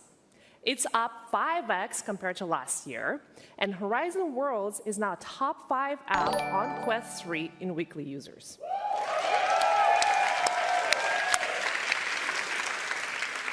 Growth like this makes it a great time to be a creator. Some of the most popular Horizon Worlds are the ones made by creators. Including 14 of the top 20. Now that Horizon Worlds works across web, headsets, and mobile, you can reach an even larger audience than ever before. And we believe creators should be able to build a business around successful worlds like this, so we're expanding the ways they can be monetized. For example, in-world purchases launched on mobile in the US this summer and will be rolling out to more countries where Horizon Worlds is available. We also want to make world building easier for all of you, whether you're just starting out or are an expert builder using our power tools. And AI will unlock the next phase of this development. For world builders, we're already developing Gen AI tools like this. Here, the creator has asked AI to model a generator, animate it to shake, and paint it yellow over rusted metal. All of it just by typing what she wants to make in the creator tool. AI tools will help streamline things like layout, texturing, scripting, sound effects creation. Now, these are all useful by themselves, but once they start working together, you unlock faster ways to transform your ideas into a world. You can already find some of these AI tools in production, like sound effects creation, and we'll be rolling out more in early 2025. Okay, so we talked about the types of spaces we can create in Horizon Worlds. Now let's talk about how people can represent themselves in these spaces. Well, we've been making improvements to our meta avatars over the last few years, but they're still very limited up to today in the number of options they offer for people to truly represent them. And I'm very excited to be launching the next generation of meta avatars coming on October 1st. They work across Meta Horizon OS, as well as Facebook, Instagram, Messenger, and soon WhatsApp. We're introducing new ways for people to adjust everything from physical proportions to fine-tune details like eye size, nose shape, body shapes, and so much more, including the movement and the expression. And to do this, we rebuilt the entire underlying tech stack. This new framework includes a more detailed avatar skeleton for a richer way to control how avatars move and express, and an expanded set of options to design and fit clothing powered by Gen AI. This gives you more control over how avatars move and interact in your environment. And later in 2025, users will be able to generate a completely new avatar by using our AI-powered editor, by just describing what they want. And we know you will want to also control the capabilities and the types of avatars that show up in your worlds. So this is going to be a great way for avatars to be able to adjust to the environment just as the user is jumping into your world.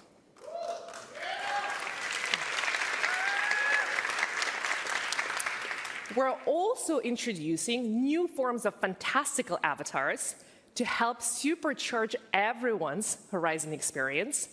You've already seen some examples of these, like fantastical characters like Monsters Kaiju and Kaiju City Showdown.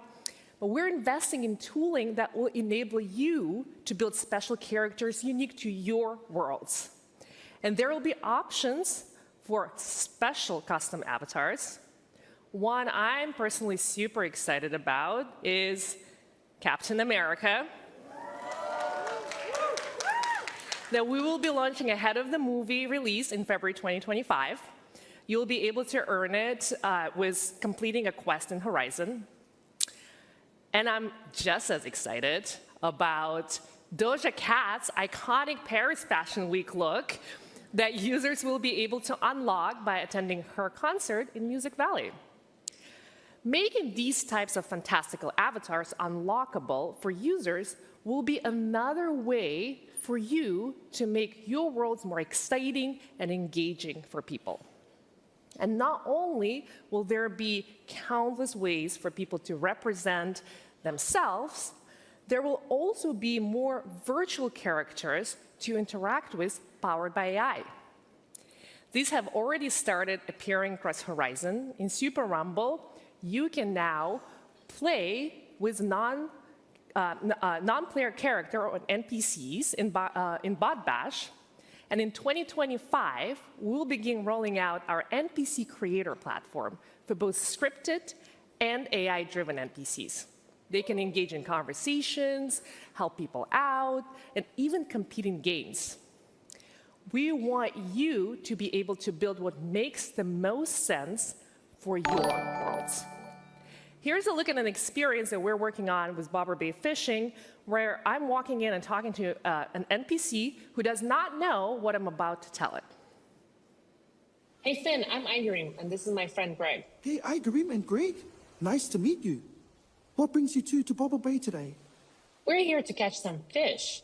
Yeah, where should we start? Let's see. If you want to reel in something real special, I'd suggest going after the 24K goldfish. Its scales are solid gold, and it glows yellow from within. That sounds so cool. Thanks, Finn. See ya. Whether it's a friendly fishing enthusiast or a fantastically evil boss, you will be able to customize NPCs using our avatar and voice tech, and it's all multiplayer ready. We'll also support world understanding and complex action chaining, so NPCs can be a really rich part of the world you created. So, with better social features, new forms of embodiment, better ways to build new worlds, all of this supercharged by AI, it's a great time to be building for the metaverse. Back over to you, Mark, to talk about the UI that will bring this together. I really think generative AI in the metaverse, where everything's generated, it's going to be wild. But now I want to leave you with just a foreshadowing, a taste, a soupçon of what we're planning on Horizon OS. Our next iteration takes all that social fabric, that sense of place, that sense of identity, and we're baking it much deeper into the OS. We're crafting a new UI that lets all these parts of the metaverse, mobile apps, immersive apps, creator-built horizon worlds, all work seamlessly together. Managing your apps will be so much easier than before. And just a click or gesture away, hey, it's the metaverse. You'll leap into worlds, games, but wherever you go, you'll have all your apps with you. Push them into a space, or take a panel off the wall, jump into your favorite immersive game, and multitask. Why not watch your favorite streamer crush a Beat Saber level on Expert while you crush it on Expert Plus? Why not? I think it's when we achieve that seamless blend of the old and the new that this new platform, it becomes the new platform. Meanwhile, we'll be here, fanatically working to make it easier for everyone to build, reading all your feedback and threads, and removing all the roadblocks so that you can take your shot on the new, truly open Meta Horizon OS.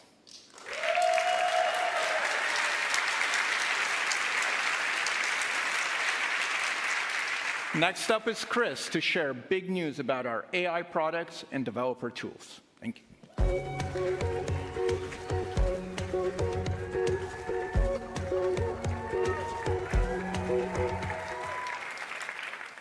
All right, I'm very excited to talk to you today about Llama 3.2. This is our most developer-focused release yet. In the past, Llama 1, Llama 2, Llama 3, and 3.1, we've been very focused on model performance, getting to the most intelligent state-of-the-art models, opening them to consumers, and opening them to you. But for this release, we've been burning down the list of what we've heard from all of you you need to make your tools better and to take the industry to the next level.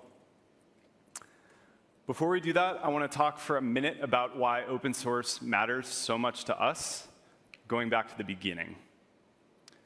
So I started at the company back in 2005. I was our 13th engineer. And Boz, who's sitting right next to me here in this photo, started just a few months afterwards. So at this point, we were 20 engineers supporting 5 million very active college students.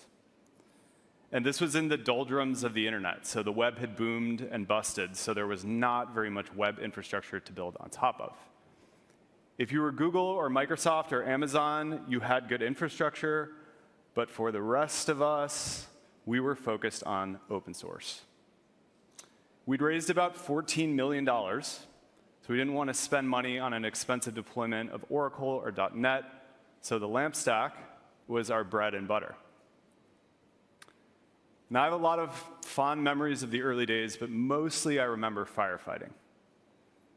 It was usually on Monday afternoons, because that was peak load time for the week. It's when the East Coast finished classes and started checking Facebook to see what had happened over the weekend. So Monday afternoon, something would always break. Sometimes it was code we'd written the week before. Sometimes it was a piece of the open source stack that we were exposing to new scale for the first time. Our worst outage in 2006 was several hours, and it was awful. Facebook went hard down. And to make matters worse, our internal tools were not working. So we couldn't even check our code base, we couldn't check email, we were totally busted. So we sent engineers to the data center to plug laptops into servers to see if we could diagnose the problem, only to realize that the problem was on the inside of the office. So we're all walking around, like retracing our steps, trying to figure out what had happened. What did you do that took the site down in the last hour? And somebody finds an Ethernet cord.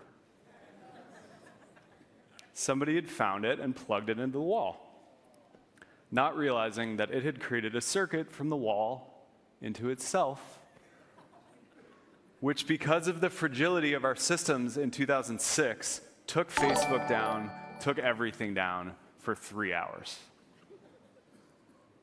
So we decided we should probably hire an IT team. and also that we would need some good network configuration software to make sure this didn't happen again. But more broadly, we needed to make sure we had A+ infra. And we were going to build on open source. So we were either going to take and harden and scale what was out there, or we were going to build it ourselves, and then we were going to give it away. So this started with Thrift, which is an RPC framework, which is still widely used today. Cassandra, which was our version of Google's Bigtable, but open source. HPHP, which compiled PHP down to C++ so that you could run it more efficiently. At this point, we were the world's largest PHP application. And then Open Compute. We did not want to be the world experts in server architecture. At this point, there were a bunch of startups around. We wanted to enlist the help and support of thousands of other startups and enterprises that were solving similar problems, and Open Compute was born. Facebook scaled into the billions, mobile happened. We continued to author and contribute a bunch to scaling web infra, as well as create a bunch of tools for developing on mobile. React, React Native, GraphQL, etc. In 2013, FAIR was founded, and the commitment was 1, we were going to open source our models. 2, we were going to open source and publish our papers to the research community. And 3, we were going to publish our tools like PyTorch, which became industry standard for AI development. FAISS, which was a precursor to how most RAG is done today, important computer vision tools like Dino and SAM. And this brings us up to the Llama LLM era that we are in now, where hopefully the continuity of open source for us is now clear. I want to zoom in for a second on SAM 2. We just launched this last month. SAM 2 is the world's best object recognition model. So this makes it really easy to identify and detect objects in images and video. This is useful in a whole bunch of different tools, but we've heard from especially scientists who are using it in profoundly interesting ways, like meteorology. Weather event detection. Folks are starting to use SAM 2 to identify images from huge amounts of satellite image and video data to make it more easy to label and understand bad things in weather before they happen. Cell biology. The folks at the BioHub right up here at UCSF have shared with us how much more easily they can now identify cells. So rather than pointing and clicking every single kind of new cell in a translucent fish through like huge amounts of microscopic video data, all that annotation can get done instantly, moving them towards a 3D model of cellular interactions towards their North Star, which is an atlas of every single type of cell, not just in the human body, but in life itself. So these contributions to science are one of the many reasons we're motivated to pursue open source and why the teams who work here on making these models great are motivated to keep going. All right, let's talk about Llama. Mark made the intellectual argument for why we believe open source is good. It's good for developers. You control it. You control the environment. You control the data. You can customize it and make it work for whatever application you have in the way that you need it to. And it's stable. It's not going to change out responses from underneath you as we update the model. No hidden surprises. It's good for us. We know from lots of experience that having tens or hundreds of thousands of people contributing to improvements, hardening these models at every level of the stack, makes our models better and makes our products better. And it's good for the world. We want to live in a world where some of the most important pieces of infrastructure, like AI, can be scrutinized and hardened by cybersecurity experts, by civil society, so that AI can be distributed more evenly and more safely. So we've had very, very, very high hopes for Llama since it was born, and we continue to have our expectations surpassed. There's been over 400 million downloads in not that long. We've done integrations with just about every major cloud provider so that you can do inference wherever it is that you need to. They've told us that between May and July, tokens served doubled and has continued to skyrocket ever since. So it's working. And even more interesting and profound in some ways than this is cost going down. The folks at Andreessen Horowitz shared that for an absolutely massive industry, taking the fundamental cost structure, the fundamental unit of expense, which is serving a token, is inference, down by 2 orders of magnitude in just 2 years is insane. This means that a lot more types of developers can use these models, whether they're big enterprises or whether they're just getting started, and expect the cost structure to continue to go way down. The big guys are using it. Zoom is using it for their note-taking assistant. Spotify is using it for annotating chapters in long podcasts, quite useful. Shopify is using it for their merchant assistant. The breadth of use cases is also really cool. The Mayo Clinic has used Llama to help with radiology. This helps doctors diagnosing and prognosis for complex cases scour vast amounts of data to make the right decision at the right time. Fundamate is a really good example of applying this in regionally specific ways. So this is a homework and exam prep tool for big African markets, Nigeria, South Africa, Kenya, as well as Pakistan. And then you're seeing Replit AI as one of many types of tool that's helping new to coding, new programmers quickly build interactive web apps. The hacker community has been creative here. This guy wanted to make the Llama 405 work on an airplane. So he jerry-rigged 2 MacBook Pros together. Not easy to do, creative and apparently quite useful. And in a true feat of cultural relevance, we discovered that you can get Llama on a SanDisk at a computer supply store. We did it. So here's what we're hearing. Get latency down to as close to 0 as possible. Make it super, super inexpensive, not just for currency, but also for memory and compute. And make it so that I can run this thing on anything. And so the first thing we're announcing is lightweight Llama models. These are Llama models at the 1 billion and 3 billion parameter scale. We've tuned these to be good at the things we've heard you need them to be great at: prompt rewriting, summarization, instruction following, tool use. And they're doing really well. If you look at models similar to these sizes out in the world, these are absolutely among the best. At the 3 billion, and you can also see the 1 billion is punching above its weight. This means the device landscape gets a lot more open. You can run an 8 billion on these guys, but for everything smaller, like a phone, and everything else, you're going to want these to continue to get smaller while retaining performance and being really smart. What does an LLM look like on a smart thermostat? I leave that to you all to determine. Next biggest request by far is multimodal. I'd like Llama to be able to interpret any type of media, starting with images. Answer questions, summarize, caption, etc. We've trained this on the largest database of any model of publicly available images. This is at the 90 billion and 11 billion scale. These are basically our 70B and 8B with adapters. They retain the same performance on text, and they're plug and play. So you can take your APIs and just continue using them, except now you can answer questions about images. The data set is incredibly diverse. We're talking about billions of different contributors in terms of authors and captures of these images. So they're very good at localization. They're very good at cultural nuance. Performance numbers are good, again, among the best in the world for models of this size and with these performance characteristics.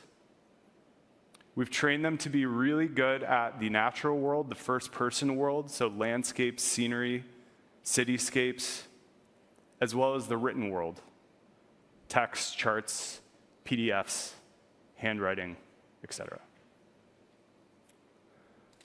Multimodal introduces new challenges for safety. something we've been spending a ton of time on getting right. To talk to you about that, we're going to have Rashad Alau, who runs our AI safety team, to tell you a little bit more. Come on up, Rashad.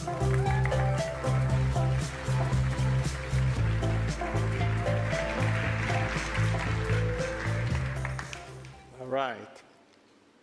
Being able to deploy Llama safely is a top priority we hear from the developer community. Historically, we've supported this by building models with safety in mind from the beginning. So models like the ones we're launching today have already cleared our own standards for responsible release.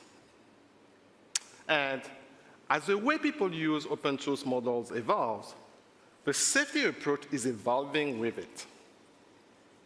We've moved to give developers more control over how they deploy these models responsibly. So while we're still doing a huge amount of work to build a safe model, there's a similar focus on making sure that developers have the tools you need to build your own safety architectures. Obviously, this cannot be a one-size-fits-all. There's a huge range of local laws and regulations. Every industry has unique use cases and unique challenges. Let's take an example. If you're building a customer service chatbot, you probably don't want it to give out medical advice if anybody asks. But on the other hand, imagine you're fine-tuning a model to summarize medical research papers. It will need to be able to generate output that contains a lot of medical content. So to cope with all this, we've built a set of highly configurable tools that you can deploy in a way that makes sense for your own specific context. I'm going to talk about 3 of them today: Llama Guard, Llama Guard Vision, and Prompt Guard. Let's start with Llama Guard. Llama Guard can evaluate both prompts and outputs according to your safety guardrails you own. We first released it last year, and now we have a new 1B model, our smallest to date. It is specifically designed to detect prompt and response pair violations across more than a dozen hazard categories. These categories allow you to enable or disable specific safety policies based on your needs. You can deploy Llama Guard as an output filter at the back of the LLM that you wish to protect. Based on how it classifies prompt response pairs, the system can either provide the model output directly to the user or generate a customized response if the output shouldn't be displayed. These work with our small Llama models, 1B and 3B, that Chris just announced, in both server-side and mobile deployments.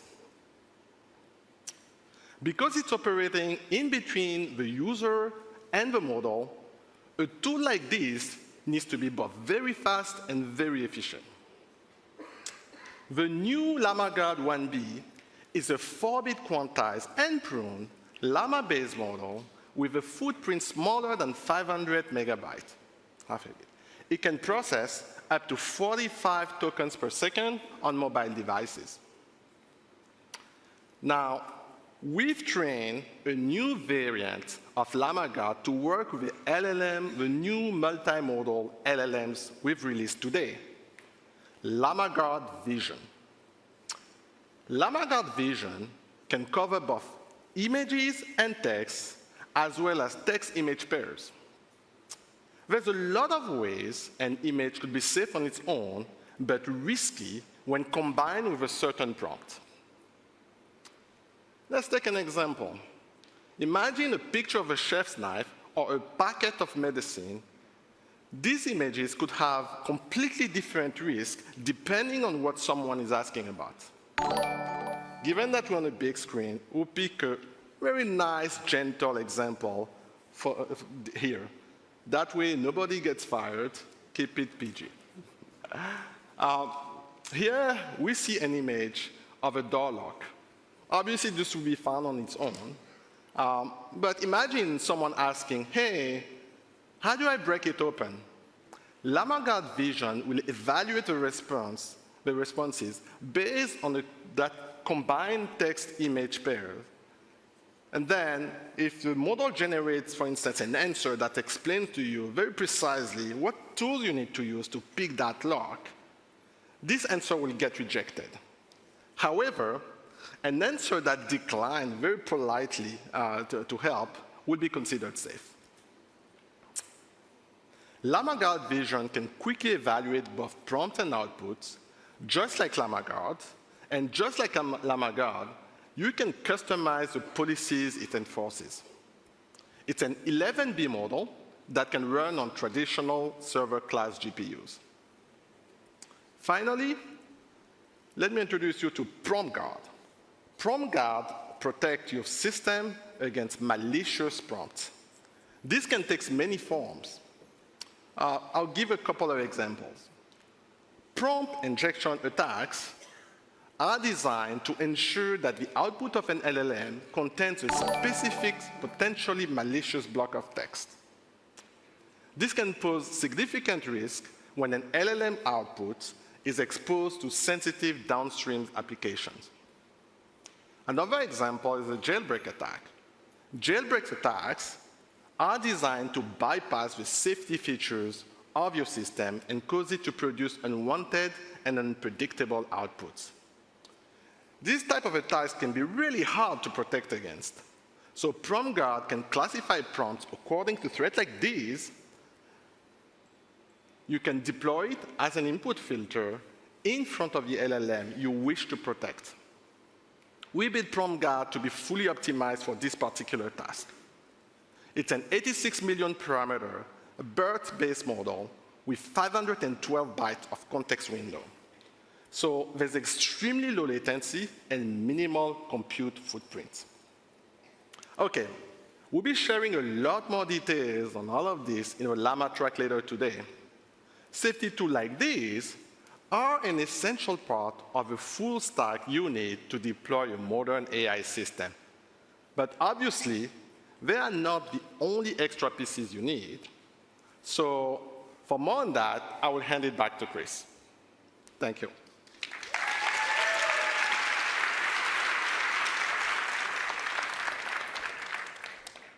All right, thanks, Rashad. Last on the list, but definitely not least, is please make this thing simple to use. Luke Bewald is an old friend of mine. He's also the founder and CEO of Weights and Biases. So they're one of the startups that's helping bring folks from testing to deployment of AI systems. The way he put it to me is you guys are just like throwing these models over the wall. And everybody's doing the same work. Everybody's doing batch inference, synthetic data. Everybody's distilling the models. Everybody's doing evals. Please just make it really simple to get started and also make these things modular. So to help with that, we're introducing the Llama Stack. The Llama Stack is a set of reference APIs for every component piece of a modern LLM system that's deployed. It's also a bunch of libraries with PyTorch and other development environments to help you get started right away. So everything in the shaded area here will come with a set of simple, stable APIs. Those will allow new developers to get started right away. And for more advanced developers, it's easy to plug and play, move things around, test and deploy modules depending on what's working for you without needing to change the interfaces. We've partnered with a bunch of folks, both at enterprise scale and for startups, who are ready to help you get using these right away starting today. So there you have it. It's Llama Lightweight, it's Llama Multimodal, and it's the Llama Stack. These, we hope, are going to help make your life a lot easier to build and develop AI tools and to take the industry to the next level. I started studying AI in 2001, which was the Stone Ages of AI. This is before the NVIDIA era, so there was a lot more arcane math involved in AI. And this was right around when we had Stanley in the Stanford AI Lab, 2004, 2005. We had built a car that could drive itself across the Nevada desert. And we'd host these AI mixers back then for anybody at the university or nearby who was interested to learn more or who was excited about AI. And like 20 people would show up. And VR and AR and MR were just a pipe dream back then. And part of what's so interesting about right now is how many of the smartest people in the world, whether developers, whether data scientists, whether entrepreneurs across a huge range of industries, are focused on these tools, taking them seriously, and building amazing things. It's a really good time to be a technologist. Thank you all for spending the morning with us. Thank you for building alongside us. We have a bunch of tracks and workshops for you over the next 2 days. We'll see you out there. Thank you.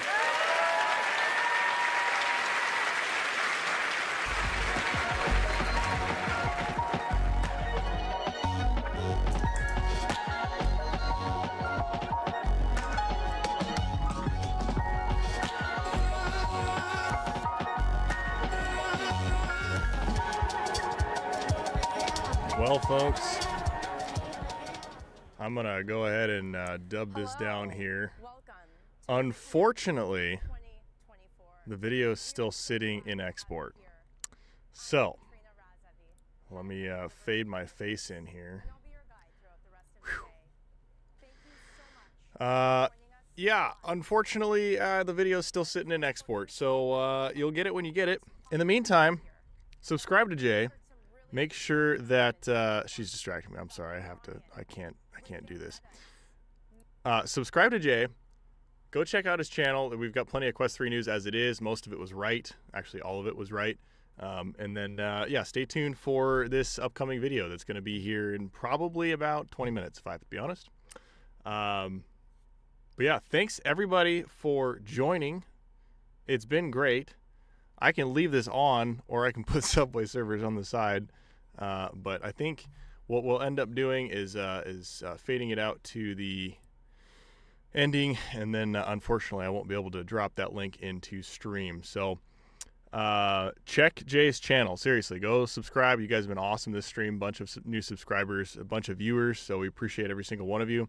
But go check out the channel and follow the Discord if you haven't already too. Everybody gets notifications there. So Quest 3S demo video coming right after this in about 20 minutes. Mats, it has been great. Don't you have lies and slanders. It's been boring, but it's been great. Thank you, Guardian. Thank you to everyone here that has been subscribing and a couple of gifts. I appreciate that. So yes, everybody, again, that Quest 3S demo will be coming very shortly to the channel. That's this channel right over here. Let's see if I can not out Jay here. We have, boom, this channel. This Jay's channel. And we have a bunch of different Quest 3S videos. I'm sure there is a playlist somewhere. I'm just the editor. I don't know these things. So go check out his channel. Quest 3S content's there. And then again, that video will come out in about 20 minutes. In the meantime, thanks for joining me. Thank you, Mr. Lord Beavis, coming in at the end here. Thanks, Rob, and thanks everybody else for joining. But we will see you next time in another reality.